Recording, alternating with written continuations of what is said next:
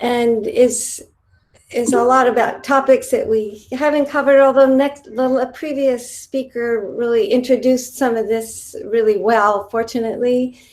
A lot of this has to do with what is going on in the ocean and the interface between the Earth and the ocean, the solid Earth. I first need to acknowledge all my collaborators. It's a very eclectic group of marine geophysicists. I'm the lone seismologist. Ariyoshi-san is a modeler. We have physical oceanographers and engineers. Anyway, and what we're going to do for the next 40 minutes, I hope, is take a world tour. I'm not going to go into any of the details about any of the analyses, but just show you the results of analyses of seafloor, new seafloor data that really have come available in the last couple years. And I think we're still figuring out what to do with these data and what potential they have. And in particular, we've been focusing on the two kinds of slip.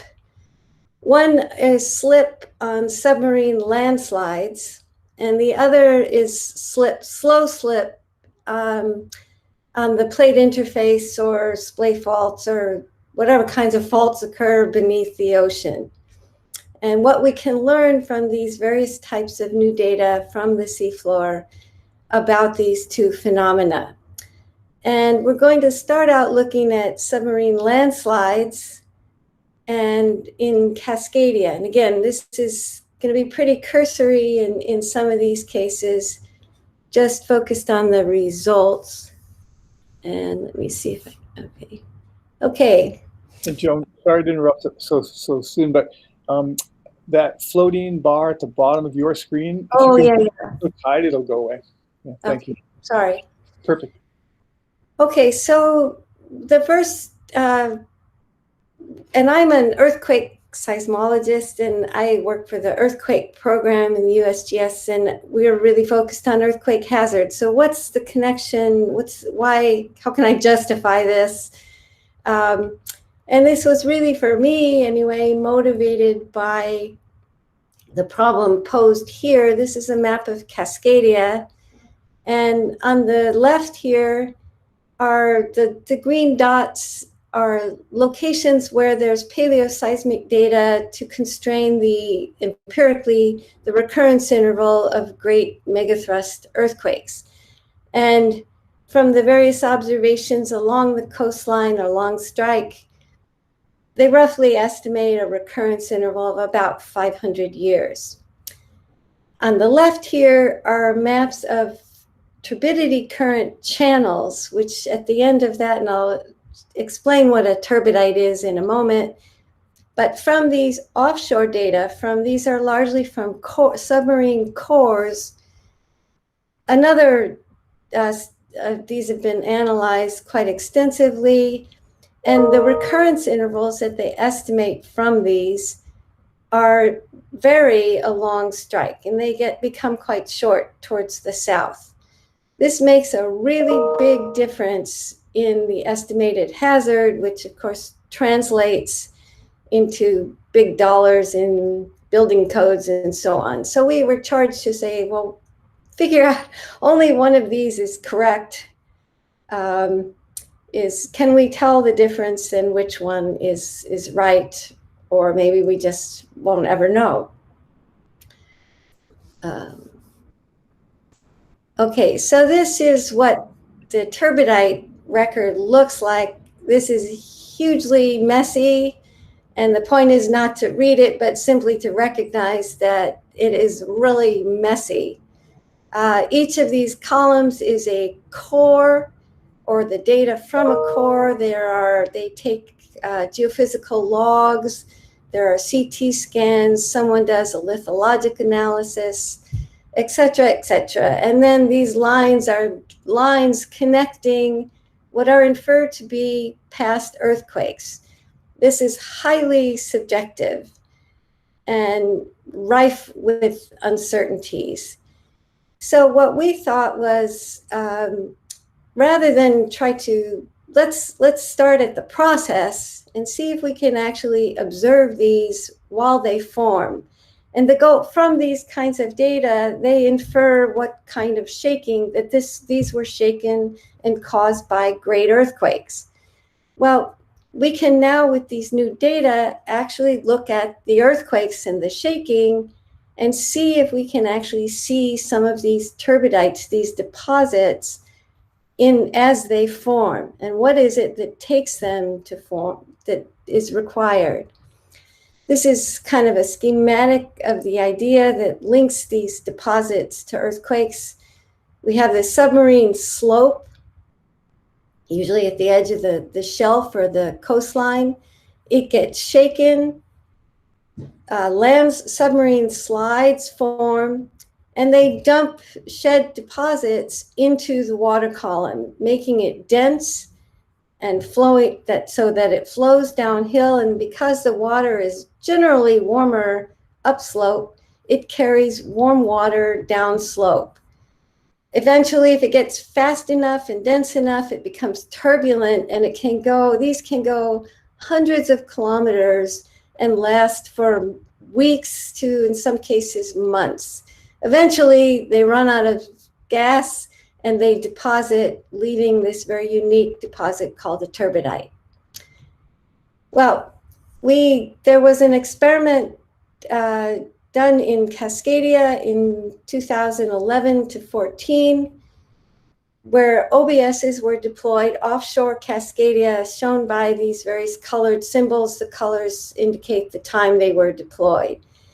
We focused on data from these sensors shown in the boxes here, as well, and which in particular, we looked at the pressures and the temperatures that these recorded.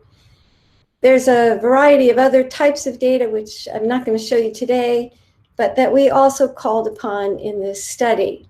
And basically, the bottom line is what we think we saw were earthquake-triggered turbidity currents passing by these sensors. And to illustrate this and connect it to this little simple model, these are two temperature records from those sensors in that box downslope on the abyssal plain. And an earthquake occurred at this time. These are huge temperature signals. You can see this is, sorry about the lack of times, this is months before the earthquake. You can see the temperatures are quiet. Then there starts to be this low-level, long-period signal. Again, this is almost 2 months. And then this big spike. This magnitude 8.6 earthquake. This earthquake here was magnitude 8.6 off of Sumatra, but it triggered earthquakes all around the world. So it's not implausible to us that it also triggered landslides offshore here. And what they do is shed sediment into the water column, which begins to carry warm water. That is what is observed here. That becomes turbulent. And this is a very characteristic signal, this big spike. This is, which is the turbidity current as it passes over the sensor. So this is our story. There's a whole variety of other evidence that suggests that this is in fact the most plausible. It's not, we couldn't think of anything else that could generate signals like this. It's certainly not proof, but that's our conclusion about this. So we're going to now pursue this someplace else, and we're going to move to Japan, to the Nankai Trough and subduction zone, and the DUNET array. The array is shown here on the left. This is the part of the network. The stations are shown in triangles. This is a fabulous resource for many, many things. I should say these, we're going to look at turbidites. Again, we're going to look for turbidites as they form in these data. But these data now span many years and are really, it's like a gold mine for studying both submarine landslides and slow slip, which has been observed in this part of this subduction zone. In 2004, there were 2 earthquakes here. We know from those earthquakes, they went out and took samples of the water, that these earthquakes stirred up lots of sediment in the water. In addition, the green dots, which are, you can see they're numbered here, there are turbidites deposited in cores which have been analyzed. So we know that these things form here, that turbidites form here. There are very steep slopes along the shelf here. And fortuitously, right after this network had been deployed, this should say this is a continuously recording network of cabled instruments.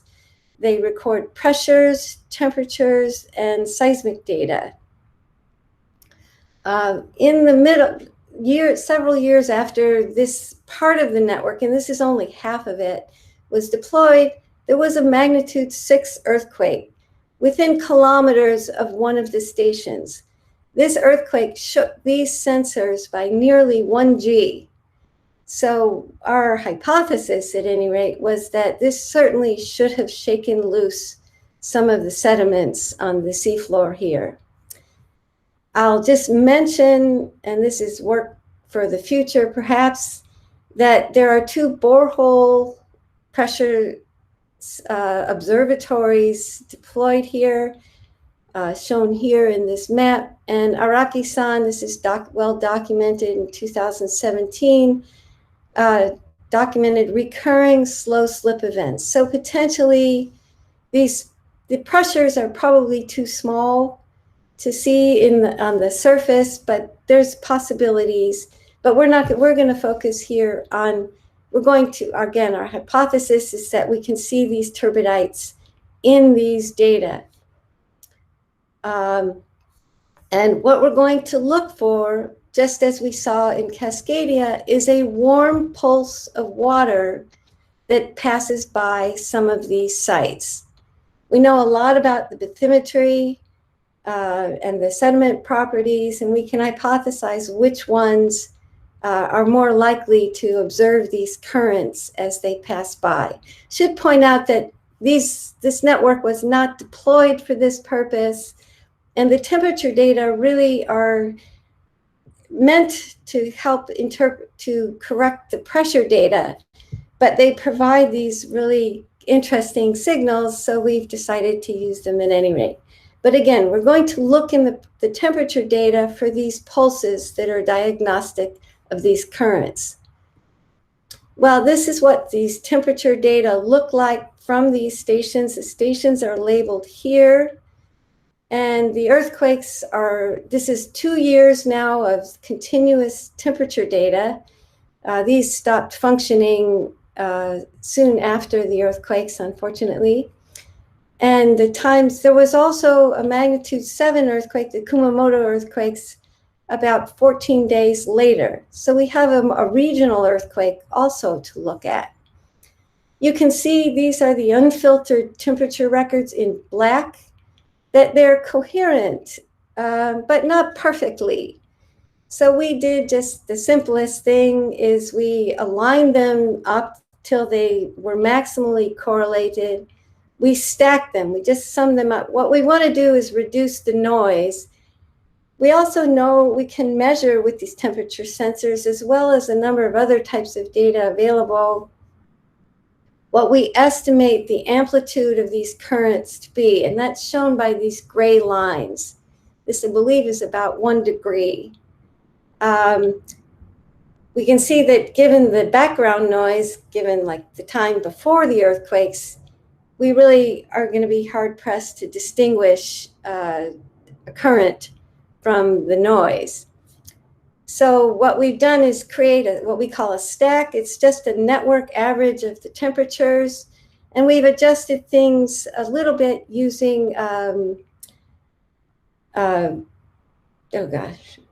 Anyway, this is what that we subtract the stack, dynamic time warping, sorry, to adjust for small time changes.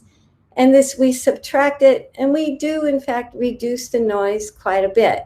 Not perfectly, but we still, there are no really clear signs of a pulse that follows these earthquakes that's bigger than this gray line. So from at least the temperatures, we don't find any evidence of turbidity currents following, in particular, this earthquake. Well, we also have pressure data. And what we expect is that if you're dumping sediments in the water, you're making it denser. And the idea, and this is important to look at the slow slip as well, this is a slide from Eric, is what these pressure sensors are actually measuring. You have a sensor on the seafloor, and what it's measuring basically, it's very simple, is the weight of the water column above it. The weight of that can change as the height of the water column changes here, or the density changes. In this case, we're going to hypothesize that it's the density of the water that changes as one of these sediment-laden currents passes by. This is what these data look like and how they're typically thought about. The biggest signal by far, and about 100 pascals is roughly 1 centimeter of water height. So equivalently, we talk about hectopascals or centimeters of water height is a pressure measure. Anyway, the tides are by far the biggest signal shown here. Those are easily removed by either low passing or using some tidal model. And what you end up with is this blue line. These pressure sensors have drift, and unfortunately it's not standard. So this is typically removed by fitting it starts out with some exponential function and then becomes linear. There are also big seasonal signals as shown here, which you can remove or attempt to remove in a variety of ways. And this is what's left over. So just keep this in the back of your mind when thinking about interpreting these pressure data. Anyway, what we're going to look for is a big pulse that has roughly timing that follows the occurrence of these earthquakes. The pressure data are shown, in black. And again, a stack or an average of these data are shown in red. So it's the same at all the sites. What is really obvious about these, and we'll see another example of this, seems to be ubiquitous, is that these are synchronous. There is no need to shift anything. The pressures are just, the whole ocean is just going up and down in sync over this entire network, which is pretty remarkable by centimeters. Anyway, this is convenient. We can stack these, apply a little bit of shifting with dynamic time warping, and subtract it. And again, we can estimate what we expect, how big these pulses expect to be, and that's this gray line. And after removing this stack or this average, this is the signal that's left over, not much. And again, as with the temperatures, we find no evidence whatsoever that's convincing of a big pulse that could be a turbidity current. Well, another type of evidence we can look for these landslides, if they happen, are in the seismic data. Again, this is a gold mine. There's all these types of data. So we scanned the seismic data from these sites for evidence of submarine landslides in the shaking. These expect to dump their sediments, shake the ground, and create seismic signals. Unfortunately, there's not a lot of precedent for recording these things offshore, so we look at the terrestrial landslides for what sort of characteristics should we see if we want to document a submarine landslide. And in fact, we do see signals that have those characteristics, and those are shown in two time segments here. They have, just by the timing alone, we can tell where they're the closest to. And in fact, the sources are likely near the steepest slopes where you would expect to see submarine landslides. These shapes, this cigar shape and the frequency content is very much reminiscent for what you see on onshore landslides. And the apparent velocities of these waves is about what you would expect for propagation in the sediments. So this is possibly evidence of submarine landslides. We can look at other characteristics, as I mentioned, the frequency content shown either in the time domain here and in the spectra. Again, these are characteristic of what's at least known from terrestrial landslides, as well as their decay rate. These fall off roughly as you would expect for surface waves, which you would expect from a landslide. However, there's a bit of a catch here, an ambiguity in that these identical characteristics are typical of what we would attribute to seismic tremor. And as I mentioned before, we know this area is prone to slow slip events. And at this time, in fact, from other observations, there were a slow slip event and tremor events going on. These characteristics, this pulses, could easily be attributed to a burst of tremor. Similarly, for those of you who were at the previous talk, there's something called a T phase, which is a seismic phase that travels in the SOFAR channel. When it hits upon a steep slope, it can convert to surface waves, and it has these same characteristics. So we have three candidate sources, and from the seismic data alone, we really could not think of a way to distinguish them. So this might be submarine landslides, and it might not be. It might be tremor or T phases. However, what suggests to us that it is not landslides is the timing. So this is the timing of these events, and we documented about 16 or 18 of them, shown sort of in a very crude schematic form. The squares here, so this is the timing of the magnitude 6 local earthquake and the regional event here. And of these, the timing relative to these origin times. The squares are from their move outs and characteristics are related to these these are earthquakes. So we actually recorded a few foreshocks, and then a bunch of aftershocks of these events are shown by the squares. And these are these candidate landslide signals. But what we see is that two of them occurred before the earthquake. So this suggests to us that these are not, at least the earthquakes are not, if they are landslides, the earthquakes did not necessarily cause them. And likely they were probably due to something else. The final bit of evidence we have is, again, looking at the temperature data, the temperatures and the pressures. Now we're going to look at them at high rate. These are recorded at 100 hertz. And I've just color-coded, these are now just several hours of the temperatures recorded at high rate, and they're just color-coded to make it easier to distinguish the data from each location. What you can see, this is the origin time of the earthquake. What happens is the water shakes, you can see it oscillating, and then it causes a warm water to flow over the sites for several hours, in fact, at many of the locations. This is pretty peculiar and tantalizing, but if we look at the pressures, and these pressure sensors also record the shaking. And we can see that the pressures are now shown in red.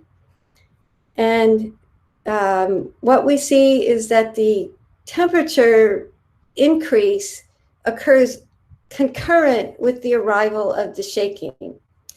Well, if these are, and if you blow this up, you can see that it's basically at the same time. If these are flows, there would be a delay between the temperatures rise and the shaking. Is if the flow, it comes from some distance. We don't see any delays whatsoever. So these cannot be flows. What we think is happening is that the shaking shakes up the thermal gradient, warms the water, and it just takes several hours for that warm water pulse to dissipate. So again, negative evidence, no evidence in all these data of any submarine landsliding or turbidity currents. So even in this best case, if you suggest that if this did shake loose turbidity currents, they are very difficult to observe, and or they only, strong shaking is not, it may be a necessary condition, but not sufficient to observe these in action. So next we're going to move on to slow slip. This is, but we're now going to also change locations and go to New Zealand. And this is the Hikurangi margin. This is a figure from Wallace et al. 2016. These dashed lines, this is the offshore part of Hikurangi, are slow slip contours that Wallace and others inferred during a large slow slip event offshore Hikurangi. The data, some of the data that they use are shown by recorded are pressures at these triangles, and these in black are the pressure data that they use to infer this slip distribution. The red are temperatures recorded concurrently at the same time. And you can see that the temperatures are very coherent with the pressures, which suggests to us that these could be, in fact, useful for extracting some indication of this slow slip from these data. So to illustrate how these measurements of slow slip are made, this is a record of the seafloor pressures at one of these locations. This is about 9 months of data. I'll show you the time scale at the bottom. But this is a large signal. This is over about 12 centimeters. This is how these data are thought about. You have the instrumental drift. You have, and we're going to think simplistically, this slow slip, this is the signal we want to measure, is basically just a ramp function. It's flat. We have the slow slip event. The seafloor is going up or down, and then it stops and flattens out again. So this is what we want to estimate, and basically we want to know the amplitude of this. In this case, we have this slow slip event was so big, it was seen in GPS data offshore, and we know when it occurred. And the biggest signal by far is the pressures due to the ocean currents. And this is really the challenge in using these data, is eliminating this huge signal due to all the eddies and the currents that are passing over. And what's typically done is to use a proxy for the ocean current signals and to subtract it from the signal.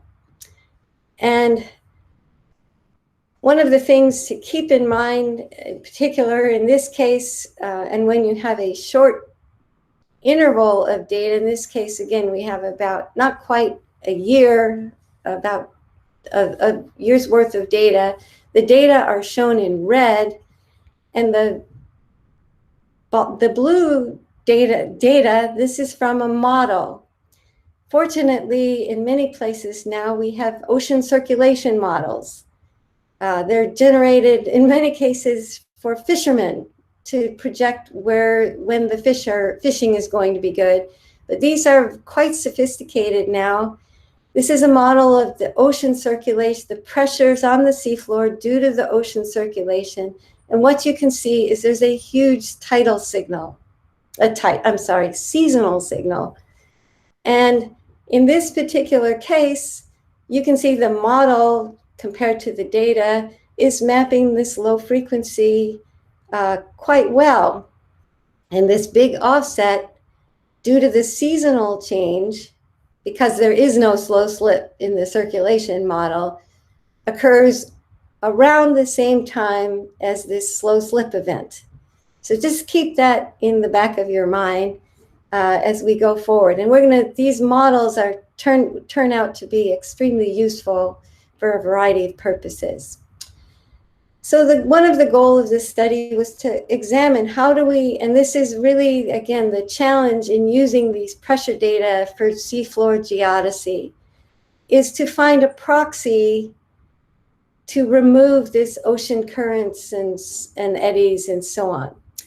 What is typically done is to find a sensor that is not affected by the slow slip. In this case, it's a record that's recorded here on the stable part of the seafloor, and to simply assume that it is the same pressure recorded over the entire network.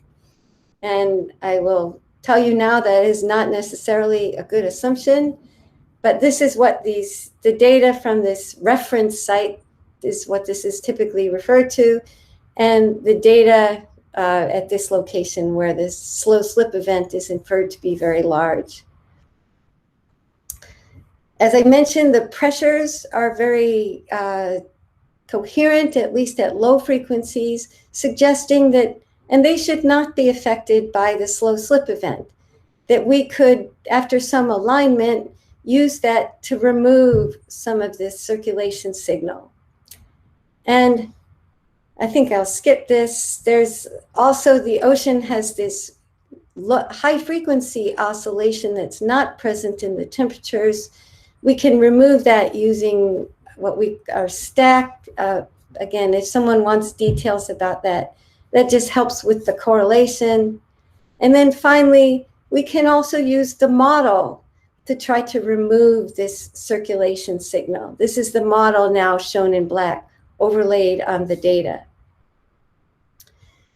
So I'm just going to jump to the results. We've used these proxies and estimated the slow slip using, in this case, a simple least squares where we fit a ramp, and shown the sites, the locations of the sites are shown on the x-axis, and the vertical axis here is our estimated slow slip signal, or the offset in a ramp at all these locations for the three types of proxies we've used. No proxy at all in green, the temperature data in black, and the reference site pressures.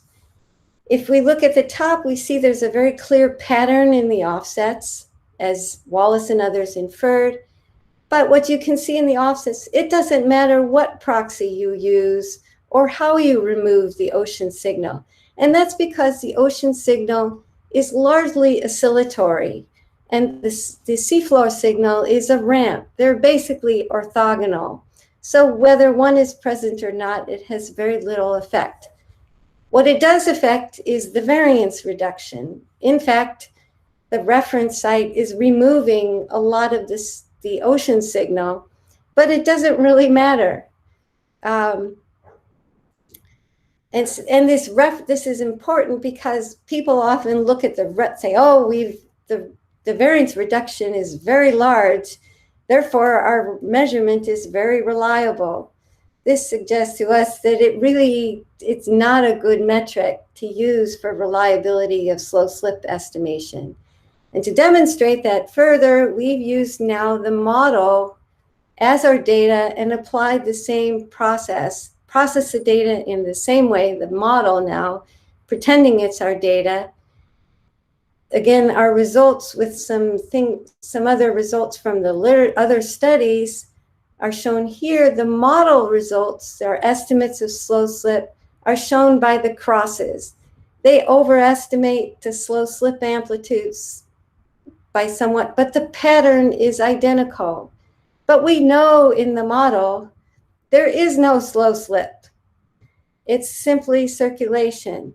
So this to us pretty much demonstrates that what is being measured here is seasonal variation in the seafloor pressures, not slow slip, or at least there's a significant component of slow slip, of seasonal signal biasing these slow slip estimates. So this is a really big challenge, particularly when you only have a short segment of data. And finally, in the remaining, I'll try to go through this quite quickly. We're now working in Alaska, where another deployment was done. This is work, again, I'm going to make call on Eric, who's on. He's the graduate student doing a lot of this work.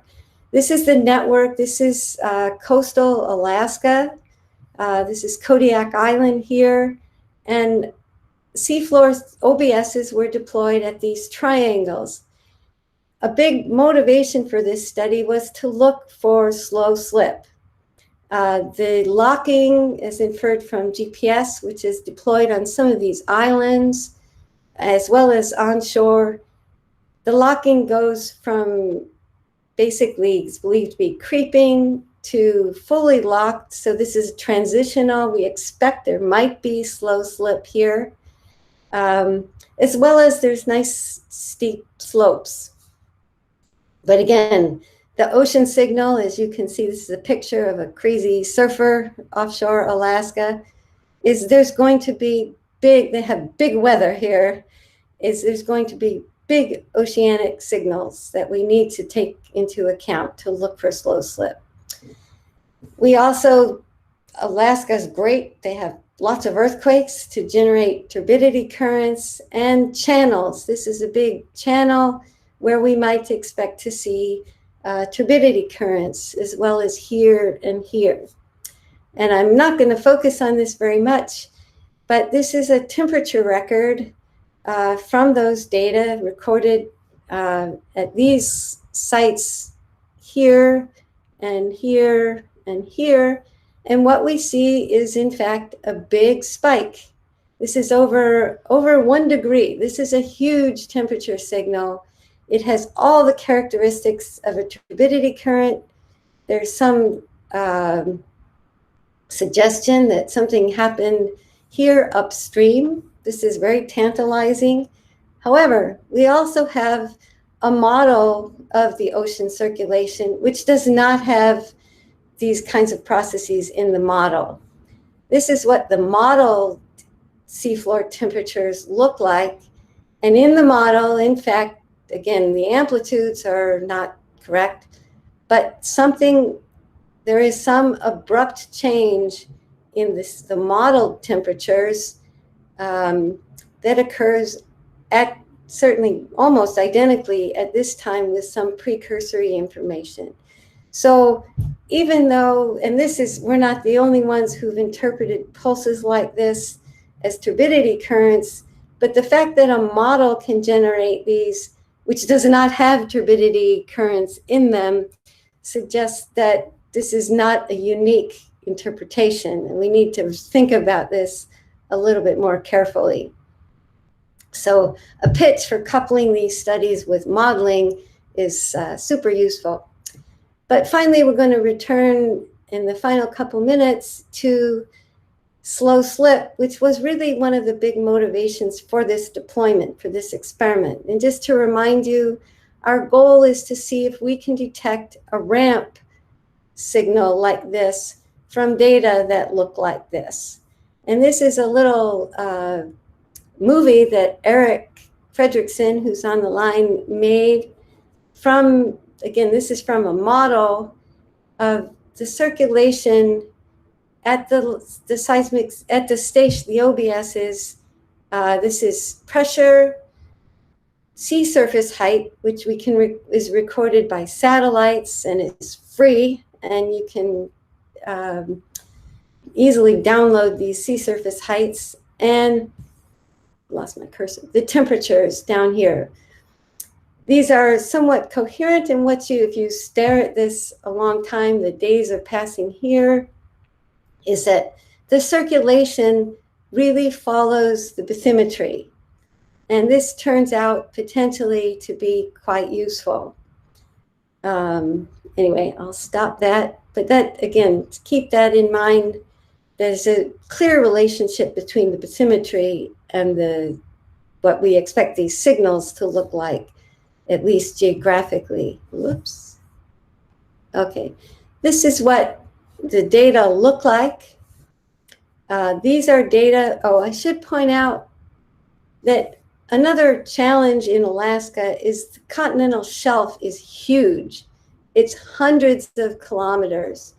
And the water the seafloor is very shallow, just a couple hundred meters, which means it's very noisy. The waves are very big, as you can see here. These are data from the shelf. This is the pressures in black, the temperatures in blue, in the solid curves, and the sea surface heights. And we have roughly 1 year, the network was deployed for roughly 1 year. What you can see in these data, there's again, a really big, very clear seasonal signal, which in the temperatures migrates. So we have big highs in the late fall and winter, and low, and which shifts in time. So we can't take advantage of things being synchronous here. Well, one of the things, the analyses that we're investigating is something called the complex EOF, empirical orthogonal function. This is basically a principal component analysis that allows for phase shifts. And we assume that the first principal component, or EOF, which is what physical oceanographers call them, is a good measure of the largest signal, and which is the seasonal signal. So we can use that in that first complex EOF, or principal component, is shown by the dotted lines shown here. And in fact, it does a really good job of modeling that what we think is the seasonal signal. The other thing to note is that in these pressure data, again, like in Hikurangi and elsewhere, the pressures are almost synchronous. And the span of this network is almost 900 kilometers. So that means the seafloor pressures, or this is going up and down in sync over 900 kilometers. To me, this is an amazing, amazing thing. Anyway, we need to get back to, we can make use of that fact to try to eliminate this big signal to see if we can see any slow slip. So this is now, these are the same data, these are the data from the slopes at the same scale. And we can see that they're a lot less noisy. The circulation signal is much smaller, which is very helpful, and the seasonal signal is much smaller. Okay, so now, as we did in Hikurangi, we're going to try to remove that ocean signal to see if we can see any slow slip. This is just an and we've looked at 3 different proxies for the circulation signal. That first complex EOF shown here, which I just showed before, these are pressure data. We can, again, just sum the pressures, and those are the result of that average pressure is shown in purple overlaid on the data, and you can see it does a remarkably good job of matching. Most of this signal is just what's synchronous. And this is work that Eric began in Cascadia, noting that the circulation follows the bathymetry. If you can find a site that's outside of where you far at some distance, in some cases hundreds of kilometers, but at the same ocean depth, it is very coherent. And these are what called depth matched pressures, which we can use to remove this ocean signal. If we simply subtract those, we get these results, and in fact, it does remove a lot of the noise and a lot of the low frequency noise, which is what we really want to get rid of, because our slow slip is a low frequency signal. Again, the red line is a centimeter, and that's about a couple centimeters is about what we expect a slow slip signal to look like. We also note that the pressures and sea surface heights are highly coherent. This is the seasonally corrected pressures here. The seasonally corrected temperatures are shown in green and blue. In some cases, they're reversed depending on the thermal gradient, but you can see they are in fact very coherent. And the sea surface heights shown here, they're not quite as coherent, suggesting they won't be as good of a proxy. Okay, so what we really want to know is how well can we estimate a slow slip event from these data? Well, we don't know if there's any slow slip in these, so what we've done to answer this question or address it is we've added our own slow slip events to these data, as shown by these synthetic ramps. And this is a synthetic slow slip event calculated from a model, which we've simply added to the data. And from this, we've said, well, can we apply sort of standard analyses, removing all this circulation signal to estimate a slow slip event? And this is Joan, for the, yeah. Sorry to interrupt, Chris. Can you go back one slide? Is that where the slow slip is happening in the red and black? Yeah, so this is, I'm sorry, these are the contours of slip for a magnitude 6.4 slow slip event, which is pretty typical of what's been observed elsewhere. We have located it optimally to record at the most number of stations. And we've tried experiments where we put it elsewhere. This is where you get really the best signal. But this is totally synthetic. And it in red means one red is uplift, blue is subsidence. Actually, because you're on either side of the. Right, right. Thanks. And we've tried, moving it to different locations and so on.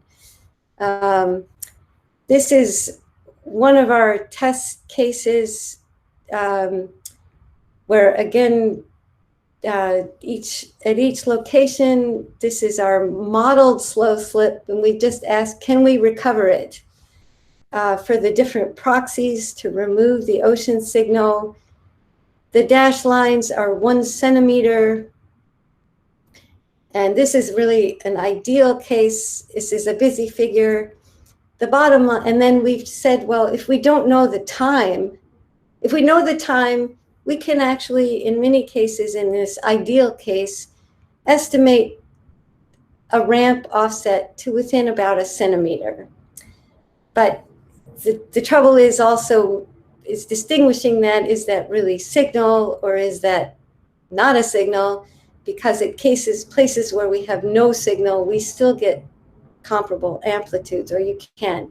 If you don't know the timing, and in this case, we've used a change point analysis to try to estimate the time of the ramp, it's really pretty hopeless. It's just not possible.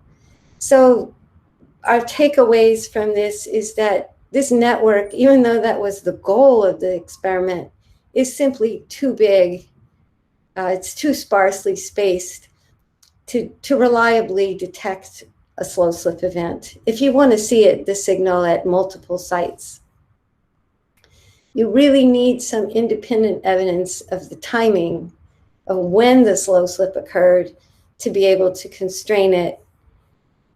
These proxies, they do help. Relative to having removing the ocean signal is helpful. It can reduce some of the noise and the accuracy by about a centimeter, even on the shelf, which is great news. And you really need a variety of data types to make this work. Just putting out pressure sensors, in our opinion, is not necessarily going to be adequate.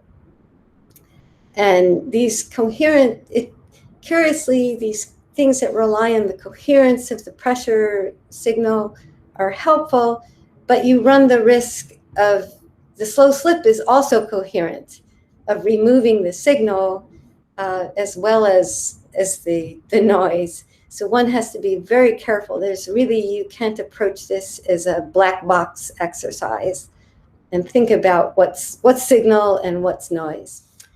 And with that, we'll stop and take questions.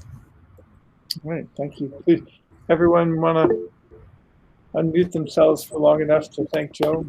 That's